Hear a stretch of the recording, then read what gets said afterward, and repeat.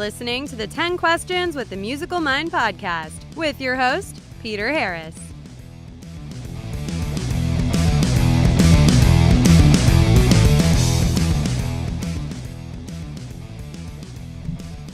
Hello everybody and welcome. This is Peter Harris. Today on 10 Questions with the Musical Mind, we welcome Anthony Corder, the frontman of the band Tora Tora. Tora Tora is back in action these days with a new album in the works on their label Frontiers. We will also be seeing them at the Rockin' Pod Expo in Nashville coming up on August 25th. And of course, Tora Tora will be performing the night before on Friday the 24th. So that should be a good time. We're looking forward to it. So Anthony and I sit down and discuss everything from his songwriting process to how he and the guys create their music, what it was like getting back together after all those years and getting back in the saddle. And it's a great conversation and we hope you enjoy it.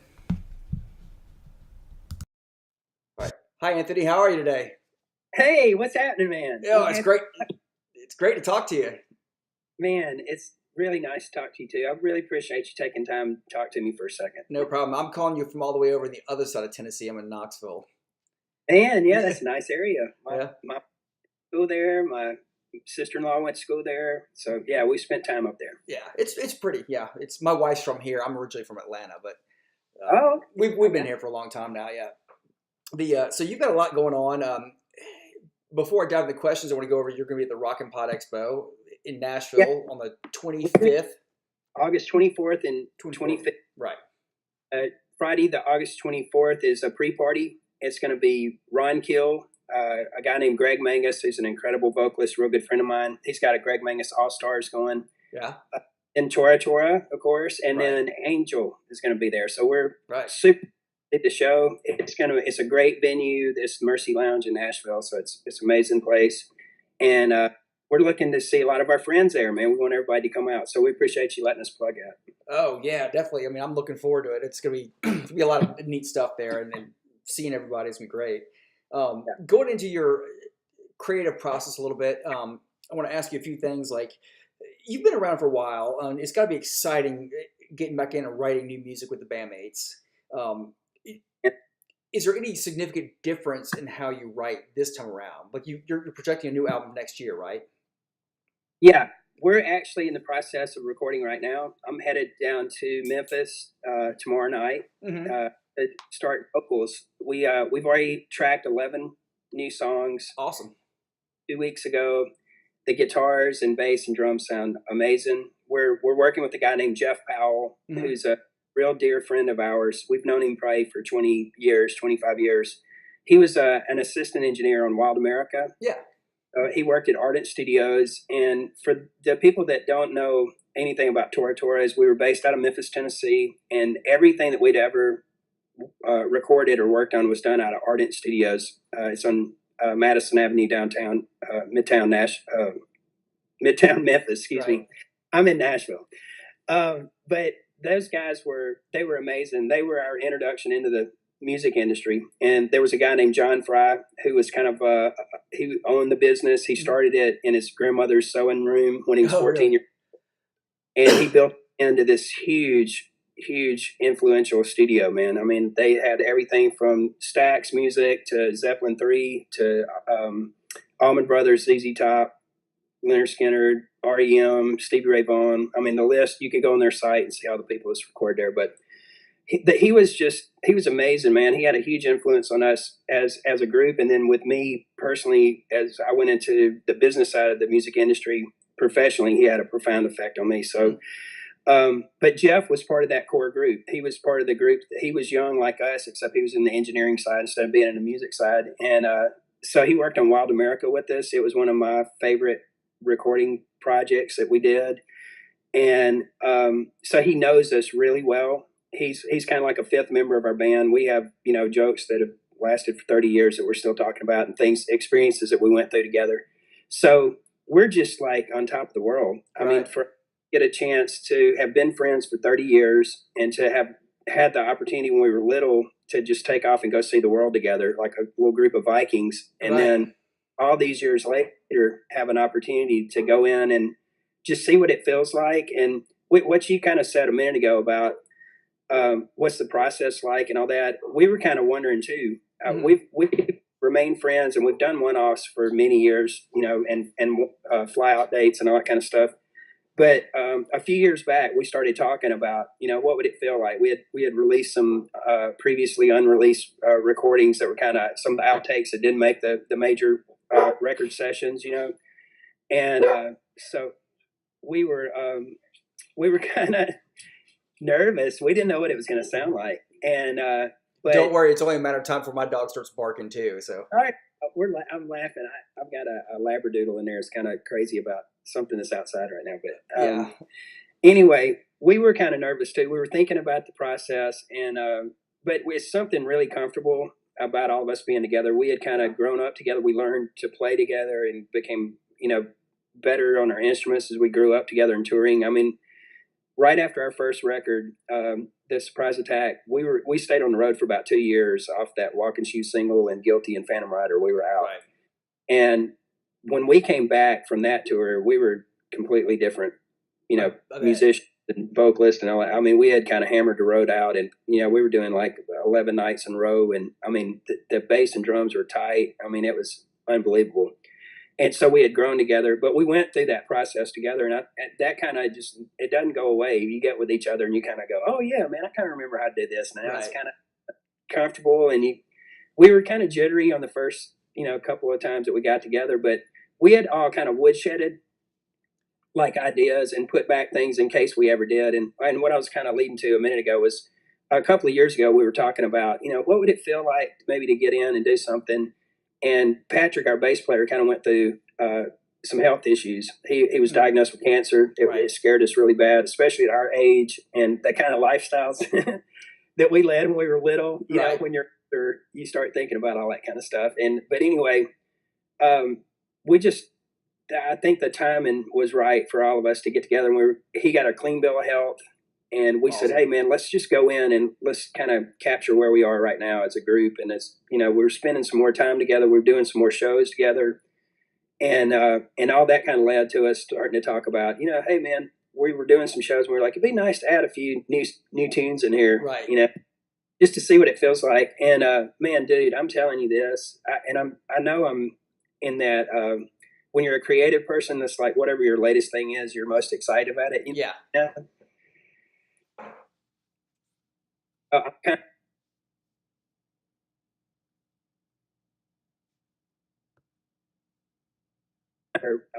Revolution Day left off, and we kind of dove right back in. We're showing a lot of our influences, which is kind of cool. We'll hear like elements of things that we grew up listening to in our music that we didn't recognize before, that you just go, wow, man, you know what? I'm really thinking this is reminding me of like when I was, a little kid, when I was getting into stuff. I think we're pulling from some of that stuff. So we're super inspired. And I mean, with technology the way it is, I'm in Nashville. The three other guys are based in Memphis. So we're able to exchange our information and, video our riffs and trade. And we're like a bunch of giddy little kids, man. I mean, we're like on top of the world. We're like, man, I'm getting to do this with three of my best friends. And that's a big thing that's different is when you guys started out, you weren't emailing tracks and you were, if you wanted something down, you had to get into a studio, pay for that time, or the record company had to pay for the time, whichever the case may be. But and you still had to get somebody who knew, a producer and an engineer. They had to do it, splice tape and make edits. And, you might have been working with 16 tracks or 24 or 48, but it wasn't Pro Tools. Right. We were working on Tascam 8-track cassette recorders and stuff. And mini cassette recorders. We came home from tour. I remember going through a bunch of those little mini cassettes, excuse me, trying to go through ideas, for the next projects. But, excuse me, but it's a different world now. It's pretty amazing, and we're still together. There's still something that I love about analog recording. I mean, we talked to Jeff about that a lot. He's actually cutting vinyl where he's based out of the Sam Phillips studio down in Memphis. Mm-hmm. And so, in the back of our mind, we're hoping that maybe we can press up some vinyl on this new project that we've got to have for some of the fans. And we haven't nailed down exactly when that is going to happen, but we're hoping for that. I mean, that's something we're really wanting to have part of the process. But Yeah, it's different, but I think our mindset's kind of a little bit different. We got a little bit more mileage behind us. We're not little kids like we were when we first started. So, Right. and we've kind of been through some different life experiences. We're all rock and roll dads. We all have children. All of our youngest children are the same. We have our children we're all born in the same year. Our Oh, youngest really? children, we all have one that's the same age. And we're at the point now, man, where we're a little bit older, and we don't take it for granted that we get to spend some time with each other. It's something real special for us. We have to make, we're like everybody else, man. We have lives going on. We're all involved in different things outside of the band. So to make the time for each other and to get to just focus on spending that time together and being creative and all that is Right. super outlet, man. Listen, I still love it as much as I did when I first sat on the edge of my bed and strummed a chord. I mean, I think about that these days, and I'm like, I remember sitting there strumming a chord, and it ended up turning into the song Phantom Rider. And Oh, really? I Yeah. sitting there going, man, I wonder what this is going to be about. And I wonder how it's going to, melody's going to sound. And, and I'm still passionate about it that way. We've all got different influences now, musically. Like we've been, introduced to a lot of different styles of music. A lot of the music industry's homogenized, where there's all kind of different style genres all going together. So, but each one of us individually kind of has a unique kind of take. And excuse me, I'm sorry, my voice is cracking, but each one of us has a unique take that we're taking away from all this stuff that we bring to the table. And when the four of us get together, and it's Patrick and John and Keith and myself, that's the Tora Tora sound. If you, sub anybody else in there, which we haven't ever really done that, but if you took one of the pieces out, even if they used the same instruments and stuff, it wouldn't still feel the same. And way. I'm going to skip ahead, but one of my later questions was like, one of the special things about you guys, it's always been the same four guys. And not many groups can say that, especially not many groups that are, you go from the mid to late 80s to 2018. That's not real common. I mean, you've got a handful of groups. But and it really helps. I was talking to somebody else in a band that's been around for 40 years, and it's the same three people, and I was saying that really helps, like, not only the sound, but it helps a fan because it's like a home team you can root for. It's not here's the new album with a different rhythm section every other year. It's and it keeps the sound universal. Even though you can progress, there's still an anchor that keeps it sounding the same.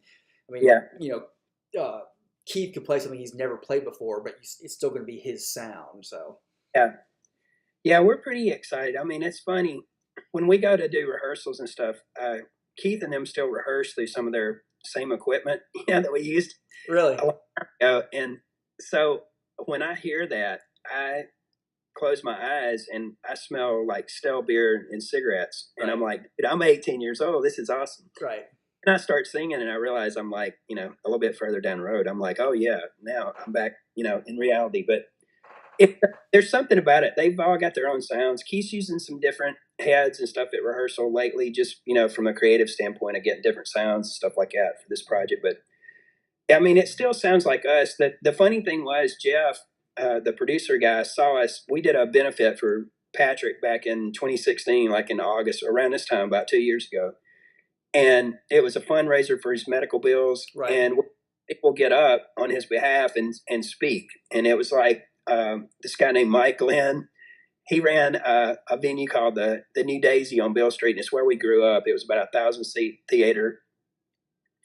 And he was just one of the characters that we met growing up and kind of getting introduced in the music industry. But he got up and said a few words. And then, Ardent, Jody Stevens from Ardent got up. And then Jeff got up and said something. And then we played, and we had a bunch of guests. It was Roxy Blue and Every Mo's Nightmare. Mm-hmm. Zach Myers from Shinedown was there doing acoustic. So it was a full day of events. And we put a DVD together and kind of sold that to raise some money for Patrick. But while we were there, Jeff said, man, I noticed that when y'all got up, it just sounded like, he goes, you guys had your own sound. It's like, this is Tora Tora. When I hear this is those guys. So he actually reached out to us about the middle of last year and he just said, "Hey man, would y'all like to come cut 2 sides with me, cut 2 vinyls, 2 singles?" And I wrote him back and I said, "Man, you're never going to believe this. We want to do a whole project. Do you think you'd have time to do it?" Right. So we've been working on this. We knew we wanted to work with him about a year ago, and he didn't know it at the time that we were talking to Frontiers. We were doing some negotiating with them for a contract, and so we eventually worked everything out around November, the end of last year, signed the contracts, and we set a date for turn the record in the fall this year, and hopefully it'll be out in 2019, early 2019. So right, it's been a process, but it's been super exciting. Our influences are all still showing, man. The blues thing is, still ingrained. Keith's super heavy. We kind of laugh, man. Keith and I kind of switch roles in the band for a second, because he's super heavy most of the time, like crazy heavy, and I was kind of the acoustic guy. We kind of would go in together, and both of us have had those influences all along. But he leaned a little heavier. But I tried some alternative tunings and stuff, right. And man, I sent him some stuff, and he was like, "Who are you?" He was like, "What is going on, man?" And he sent me some stuff that I said the same thing. It's real kind of it's reminiscent, influence wise, of like Zeppelin-y kind of sounding stuff. He was in some open tunings and on his acoustics and stuff, and we just got really excited. We started talking about it, thinking about how the songs would be arranged and all that stuff. So that part of it has just got us so excited we can't stand it. We're on top of the world. It's for everybody to hear it. So. And that makes sense that he was the heavier leaning of the two of you early on, because two things about that. One, Tora Tora's always had a very clear, you could tell that Memphis blues in you, and it's kind of in a weird way, like if ZZ Top was Texas boogie distilled into rock, you were Memphis blues distilled into rock. And with that being still evident, Keith had a guitar tone that sounded like he could have just like fallen in the middle of a Testament record and it would have fit right in. He had it was a great tone, but that's what added that edge to it. He's a really modern sounding tone, like a metal tone, but it was really cool. He was, man, they were real into like, Iron Maiden and Judas Priest. Sure. And huge Randy Rhoads fan. He loved Randy Rhoads, and I know our early stuff. We had a little EP that we did when we were little kids, but there was a song there called Wasted Love that Keith kind of did an opening riff, part to it, that if you listen to that, you could tell that he was a Randy Rhoads guy, and, but he's kept it, man. His guitars his tones are freaking awesome. I've been riding around with some, just some rough mixes, to listen to before I go back to sing. And while we were there, we did the drums and bass and the basic guitar tracks. And man, dude, they're sounding really good. I can't wait for it to get mixed. It's gonna sound awesome. That's awesome. Yeah. Now when you guys are writing stuff, do you tend to, like, over time, do you stockpile lyrics for use? Like, oh, that's a good idea, that's a good line, I don't know when I'll use it, but let me write that down. And once the guys come up with the sound, or you all come up with the song, do you tend to come up with a vocal melody separate of the lyrics, or do you kind of come up with them at the same time? We kind of approach every one of them different. Mm-hmm. It's I guess for me, I've kind of been in the Nashville scene for I moved up here in 2005, so I've been here, about 13 years or something. It definitely gave me a view into songwriting and stuff that I didn't have before. I wasn't here as an artist. I was working with record labels and music publishing and stuff. But when I was in the publishing world, I was real close to I was a creative person, creative representative. And that definitely influenced me as far as like how I approach songwriting, lyrics and stories. And, right. It was a great learning experience. It was really hard because I was in a position for working for somebody, like as a general manager for a company or something. And I would be sitting at my desk and people would file in at 9 or 10 o'clock in the morning to write songs. They'd walk in with their guitar and they'd walk in a room and they'd start tuning up. And I'd be sitting there going, man, I know how to do that. I would hear them in there, and it was, that creative part of you never goes away. I've having a family and going out into the real world and having, real jobs, day gigs, that is challenging because you kind of get focused on, or at least in my personal case, you get focused on your family, and taking care of your kids and wanting to be around for them to grow up and stuff. But when people are doing creative things, you see that and you go, man, dude, I could do this in a heartbeat. I could walk in there and tune my guitar up and sit down and write one, Right. Like it's hard to keep hands off. Yeah. I don't think you can ever turn the faucet off. If you try, it'll drive you crazy. And when I was working at a record label one time, I saw a guy, man, I was working at RCA, and I saw this guy walking down the hall, and I said, hey, man, my name's Anthony, and I'm new. And I said, what's going on? And he said, I'm in radio promotion. And I said, man, I'm kind of having a little bit of an identity crisis. I mean, I'm a singer, and it was funny because I'd known him. I'd met him around the building, but he goes, man, hell, everybody here is just like you, man. We all feel like that. And I was like, oh, I didn't realize that, and I said, well, what do you do? And he said, well, I go on the road with the artist and I play acoustic with them on their radio tour. So he still got to like have his little, keep his toe in the water. Right. He said, don't worry, man. He goes, you're going to find your tribe. You'll find, the people that you're supposed to hang with, and you'll figure out how to keep that outlet going. So it's important. And, but as far as the songwriting itself, every song kind of comes to you in a different way. When you were talking about titles and things like that, we actually, all of us were throwing a bunch of titles together. We just had a text, open text with each other where we were like, hey, man, I saw this today and I was thinking about this. And that part was hilarious. I mean, we were sending all kind of, people would be like, man, are you on something? Why did you think of that? Or where'd you come up with that?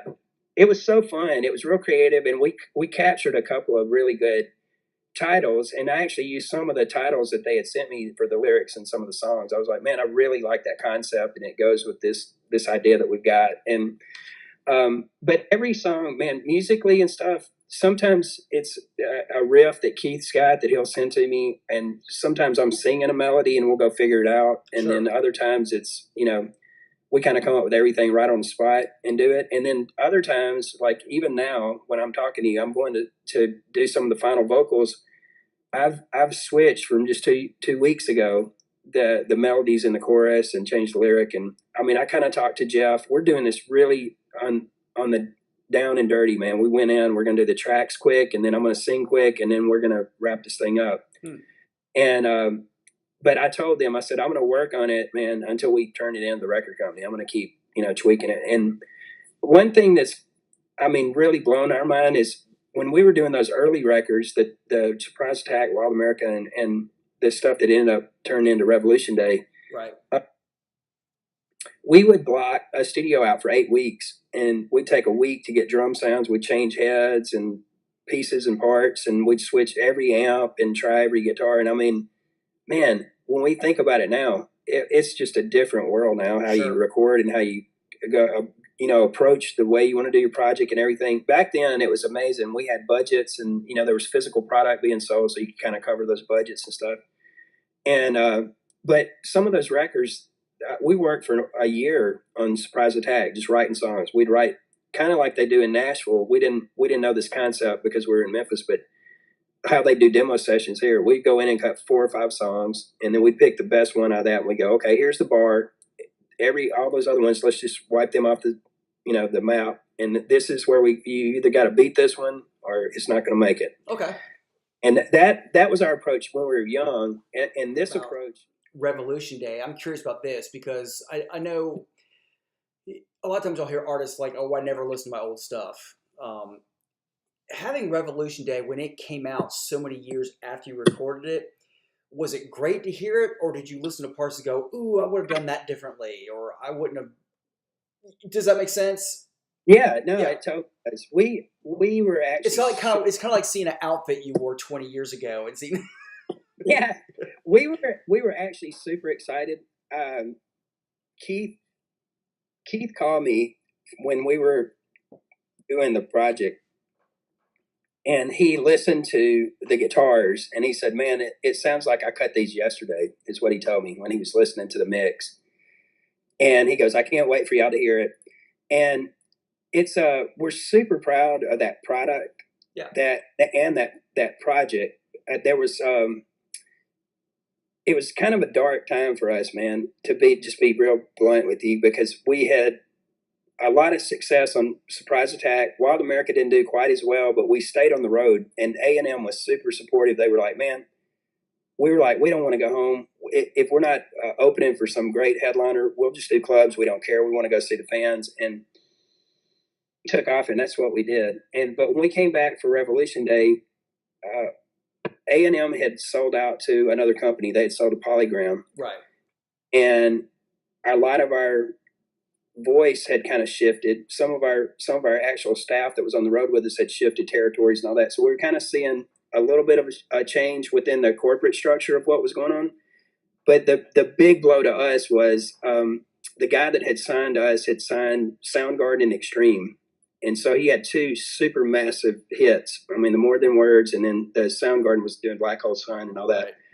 And Interscope approached him and said, hey, we want you to come work for us. And we were really tight. The guy's name was Brian Huttenhauer, and he was one of the most genuinely, nice people. He was awesome to us. He was one of the only A&R reps that when we showcased at our little rehearsal place in Memphis, he actually stayed after. I mean, like Virgin and I mean, there was 5 or 6, Polygram, and maybe, I don't remember, Epic or so. I don't remember. We've showcased a couple times, but at this one specific show, he actually stayed with us. We had a warehouse place where we would rehearse and throw these really crazy parties. And because it was warehouse, we had to clean the pavement, the driveway of the strip of warehouses, because trucks would start pulling in at 4 or 5 in the morning. Okay.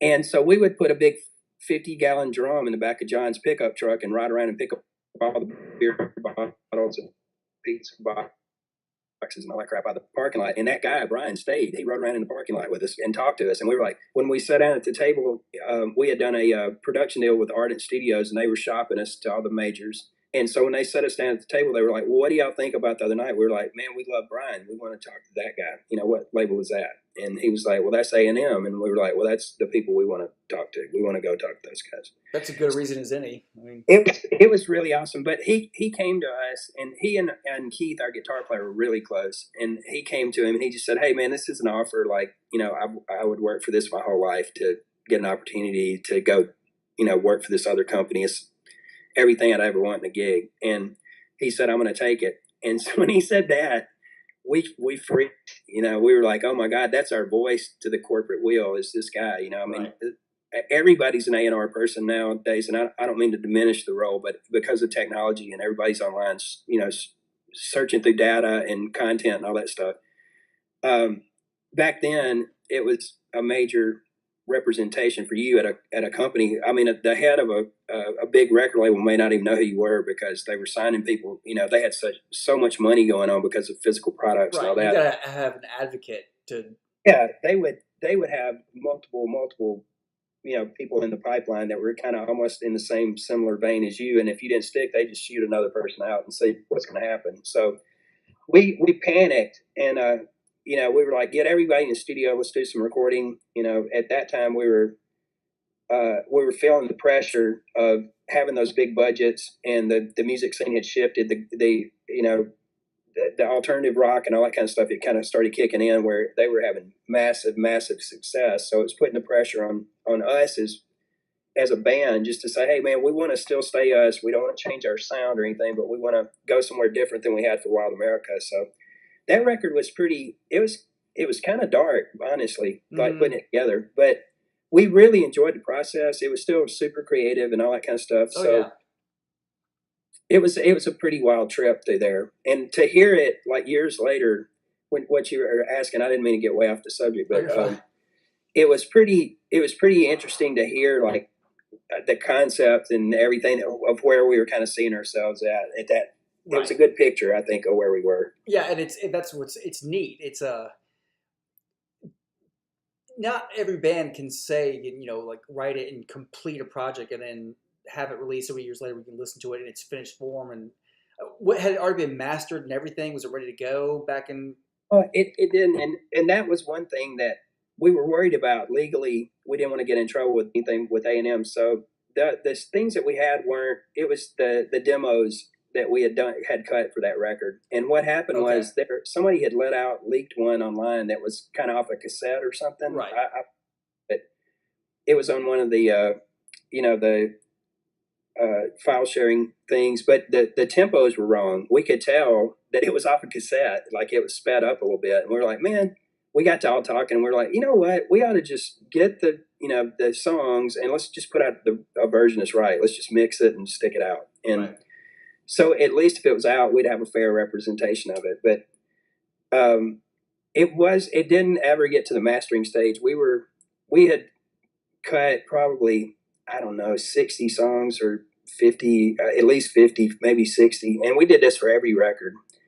And we just got close to the end. It was probably a step or two before getting mastered. And then we had a new A&R guy assigned to us, and he came with us. And, I got a call one day, and it was, pretty serious. They said, man, look, the record's probably not going to come out. We're going to probably shelve that. Right. And talk about freaking out. We were, the whole train kind of was pulling in the station there for a minute. And we were like, man, what are we fixing to get into? So it was pretty scary. I mean, we were still young, man. I was probably 24. Yeah. And just so much work, just having it yanked out from under you and just.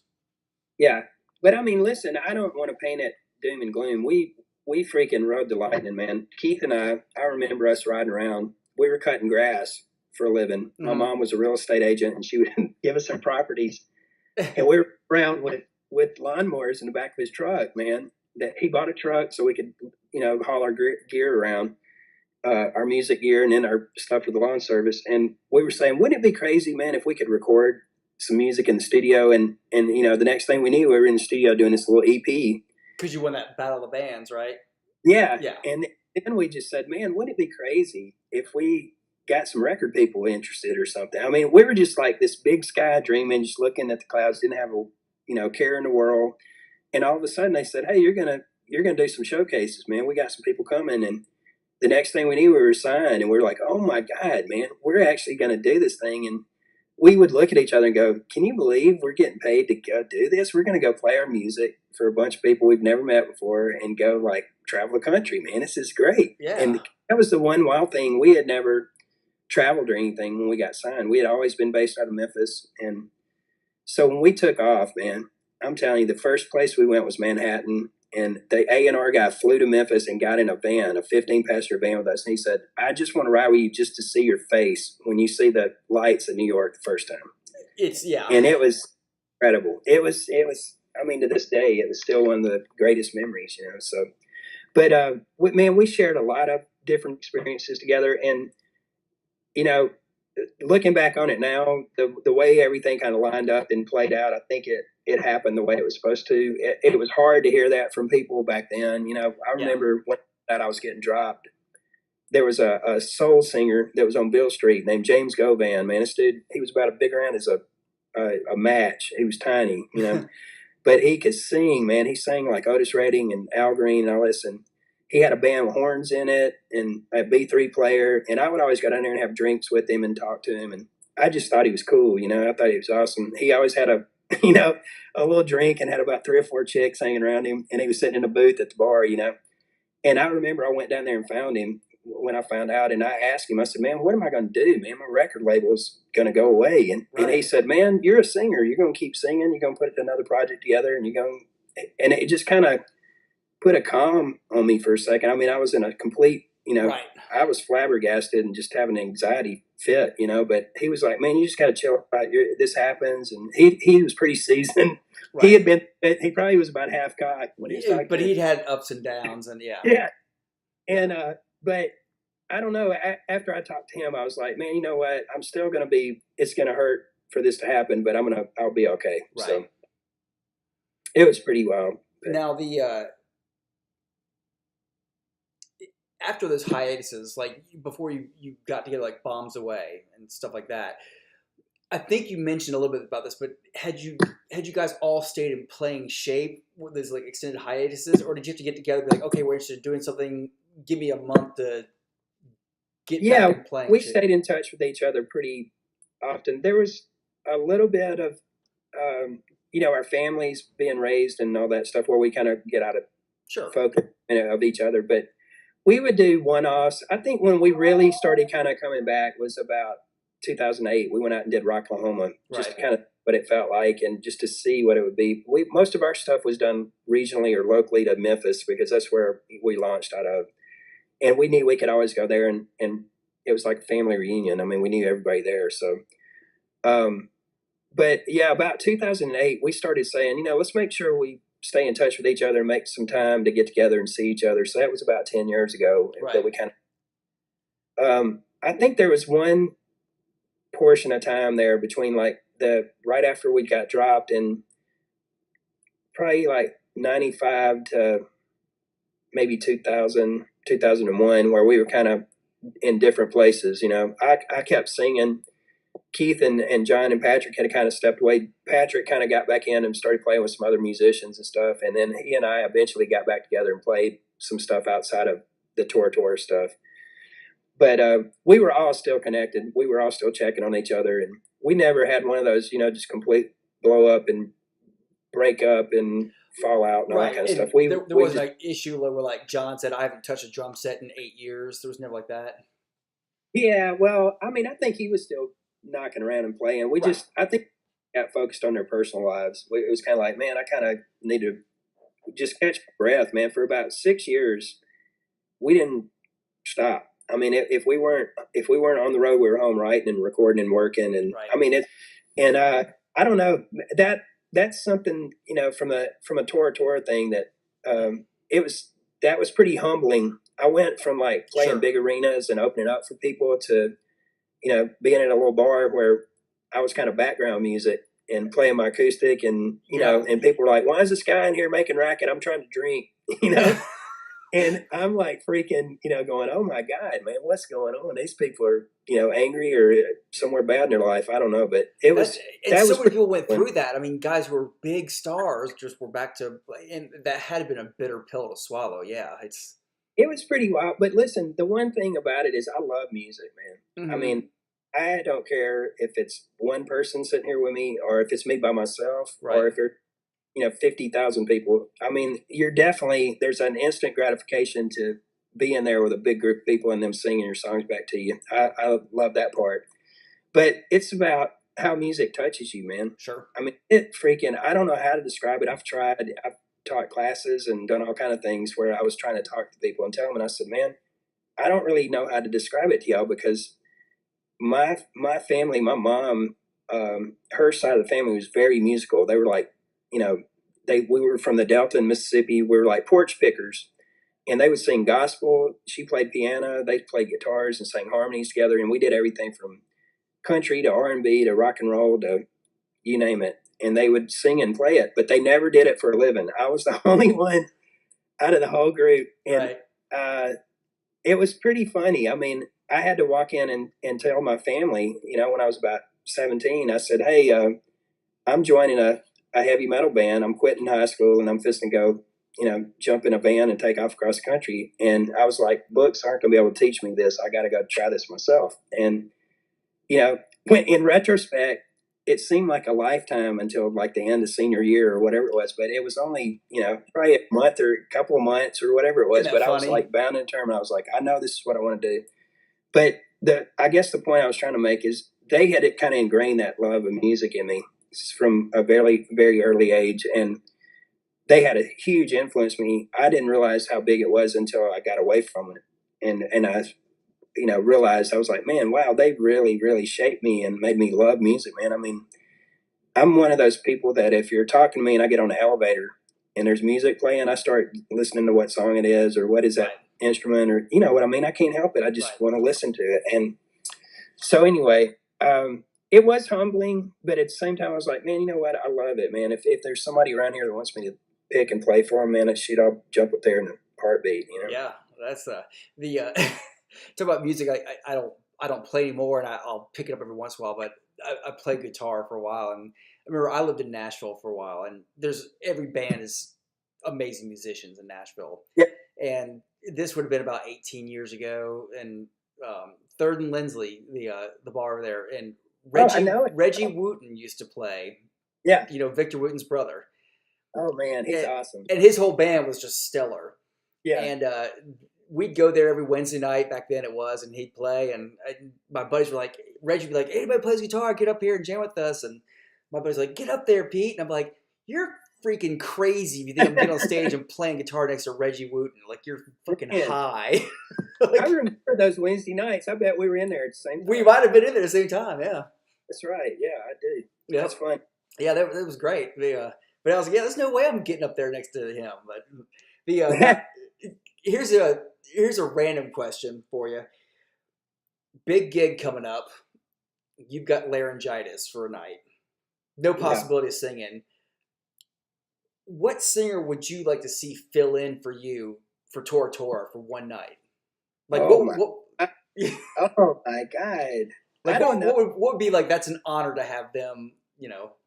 Oh man, I don't know, man. There's so many great singers here in Nashville that I don't know if you've ever heard of the Rock and Roll Residency or not. I've heard of them, but I'm not real familiar. Yeah, and they have great guest singers. They do a free show if they're in town. They're a bunch of touring musicians, but if they're in town, they do a free rock show at Mercy Lounge, the place we're playing in August. And they start off the set themselves. They're all incredible singers and players. And then throughout the night, they do cover songs, and they have all these guest singers get up. So, God, I've seen so many over the past 4 or 5 years. But, God, I don't know who would do my music. That would be really funny. Man. It can even be like a teenage idol, like a favorite singer you had growing up, like one of your inspirations. Or we were all, Patrick and I went to one high school, and Keith and John went to another one.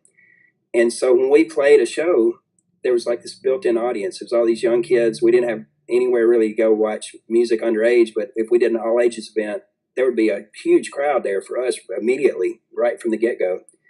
And we've carried those people with us. They're the whole reason that we ever got a chance. They were the ones that called MTV when we were doing, call in and vote for the 100,000 years ago. But they've all grown up with us, and we owe them a huge debt of gratitude for the adventure we went on. I mean, we went crazy, man. I'm not kidding. I mean, what a life experience. It's great. Yeah. It was like a movie. I'm not kidding. We think about it, and, I'm kind of in the mindset now that this kind of has, the planets have lined up where when we ran into Frontiers and the timing of everything of us to kind of get back on the road and everything, it just was like, man, this was supposed to happen. We were supposed to. I love Frontiers and what they're doing. And not to mention, but there's 3 record labels especially, but that I think are doing a great job. Frontiers, first and foremost, EMP and Rat Pack they're really championing these groups and keeping that music alive. And talking about the old memories, I still remember 2 things I want to mention.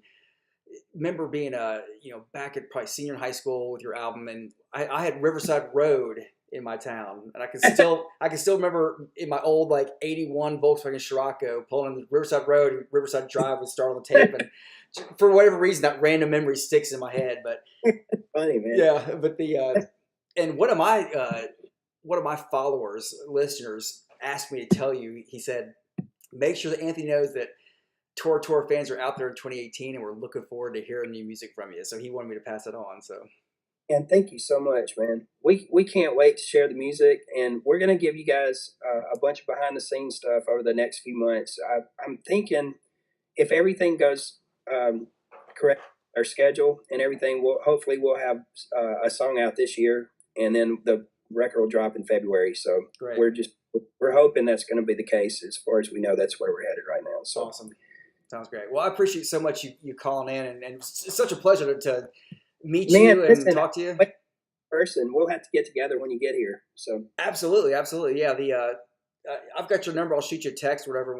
But we'll meet up at the convention or whatever. And I'd love to hang out and meet you guys. And as soon as we get the tracks all, wrapped up and done, I'll reach out to you. Maybe I can talk to you a little bit about the stuff I'm not giving away on this one. So awesome. Sounds great. I appreciate it. I sincerely do. Thank you so much for everything, and man, stay in touch with me. I will. It's been an honor. I've really enjoyed it. Thank you. Awesome. Thank you so much. Have a great night, man. You too. Thanks.